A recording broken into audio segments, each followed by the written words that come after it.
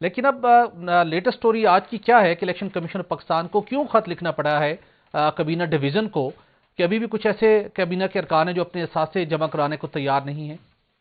بڑی ایک اہم سٹوری ہے، جیسے آپ نے کہا کہ ہم نے اپنے چینل کے لیے بریک کی تھی۔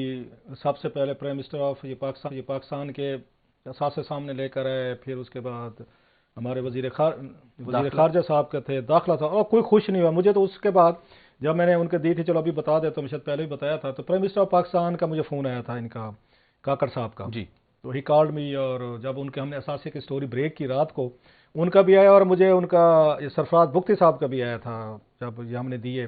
نو باڈی لائکس کہ اس کا بارے میں پتہ چلے کہ ہماری کیا انکم ہے، کتنے اثاثے ہیں، کدھر ہیں، شاید یار دوست مانگنے لگ جاتے ہیں پیسے یا کچھ چیزیں، just on a lighter note میں کہہ رہا ہوں۔ سو میں سو رہا تھا تو صبح 8 بجے مجھے پرائم منسٹر صاحب کا فون آیا کہ جناب کیا آپ نے رات سٹوری کی ہے، کنفرم کی کہ ہاں سارا کچھ ٹھیک ہے، 2-3 پوائنٹس سے انہوں نے اپنی طرف سے ایکسپلینیشن دی، تو میں نے کہا سر میں ہی سی اٹ ان مائی شو۔ انہوں نے کہا نہیں راؤ صاحب یہ آپ کی کنزپشن کے لیے، شو میں نہیں کہنا، بس میں نے آپ کو 2-3 وضاحتیں دینی تھی۔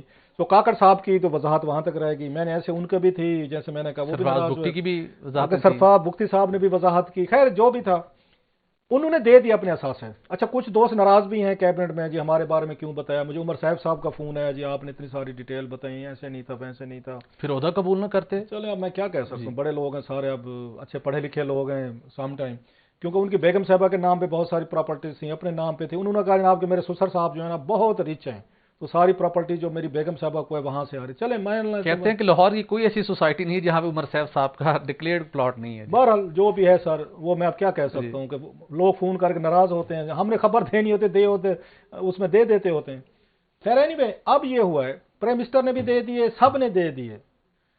جو 3-4 لوگوں کے بارے میں لوگوں کو بڑی وہ کین تھے نا کہ ان کے کب گوشوارے آتے، اس میں 3-4 لوگ تھے، ہر ایک آنکھ لگا کے بیٹھے تھے ہم سارے۔ ایک جناب اس میں فواز صاحب تھے، رائٹ۔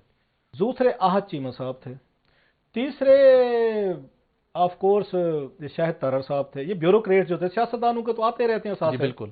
اچھا سمی سعید صاحب کا مجھے ابھی تک نہیں ملا، مجھے نہیں پتا کہ ان کا کہاں پہ گیا، کدھر گیا ہے، ہم نے آج بھی کوشش کی، 2-4 ابھی بھی لوگ ہیں جن کے نہیں ہے۔ آج انہوں نے، آج تو نہیں ہے، کچھ 4-5 دن پہلے انہوں نے ایک لیٹر لکھا الیکشن کمیشن نے۔ آہت چیمہ صاحب نے 4تھا-5واں مہینہ ہے سر، انہوں نے اپنے اثاثے نہیں دیے، اور آہت چیمہ صاحب پہ بہت سارے آپ کو پتہ ہے ماضی میں ایلیگیشن بھی لگتے رہے، پھر بعد میں ان کو شہباز شریف صاحب نے وہ بھی کر دیا تھا، ان کی انکوائری خود بند کر دی تھی پرائم منسٹر، اور بعد میں وہ ہمیں چڑھاتے تھے سارے، دیکھیں جی بیچارے بے قصور نکلے، وہ پرائم منسٹر نے بیٹھ کے انکوائری کلوز کر دیا، تو اس کے بعد کہیں جی انہی کے سب سے بڑے لاڈلے ہیں، انہی کے سب سے بڑے قریبی ہیں چیمہ صاحب۔ اب یہ پتہ چلا ہے کہ 3 لوگوں نے، 3 جو منسٹر ہیں اس وقت کیبنٹ میں، حالانکہ اور لوگ بھی ہیں جن کے نہیں ہے، ہم پوچھیں گے ذرا کسی وقت ان سے election commission of Pakistan office سے کہ بھئی وہ کیوں نہیں ہے۔ اس میں ایئر مارشل یہ فرحت حسین صاحب ہیں سر، ایویشن منسٹر جن کی میں بات کر رہا تھا، انہوں نے اپنے جمع نہیں کروائے ابھی تک۔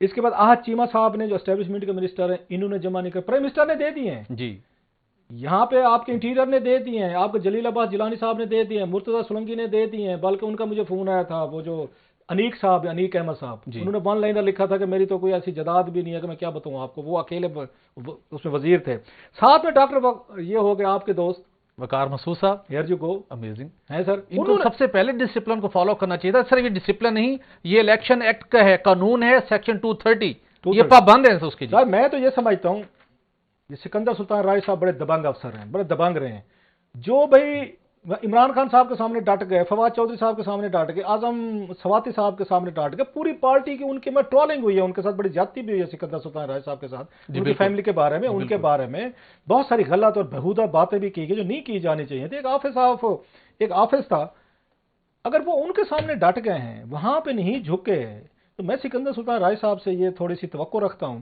کہ ان کو لیٹر لکھنے کی بجائے جی ہمت کر کے ان کو سسپینڈ کر دینا چاہیے تھا، under the law he can do that.